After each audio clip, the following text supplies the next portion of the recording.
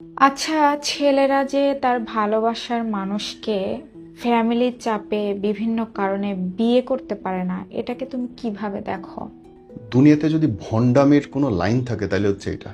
কোনো ছেলে বা মেয়ে বলতেছে আমার মা বা আমার বাপ বিষ খাবে মইরা যাবে, তোমাকে বিয়ে করলে আমার পরিবার মানবে না।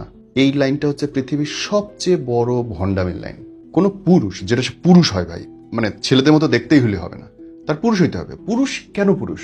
দায়িত্বের কারণে, সিদ্ধান্ত নেবার ক্ষমতার কারণে, প্রোটেকশন দেওয়ার কারণে। এর কোনোটাই যদি তোমার না থাকে, তোমার সামান্য নিজের একটা সিদ্ধান্ত নেওয়ার জন্য, এবং যে সিদ্ধান্তটা তোমার জীবনে সবচেয়ে জরুরি, সেইটা না, মানে সেইটা নিতে তোমার বাপ দাদা 14 গোষ্ঠীর অনুমতি লাগবে, স্বাক্ষর লাগবে। ভাই তুমি বাইচা গেছো, তোমার সাথে ওর বিয়ে হয় নাই। বিয়ে হইলে সকালবেলা তোমাকে এক কাপ চা দেওয়ার জন্য ওর মার অনুমতি লাগতো। আম্মা, আমার বউকে এক কাপ চা দিব?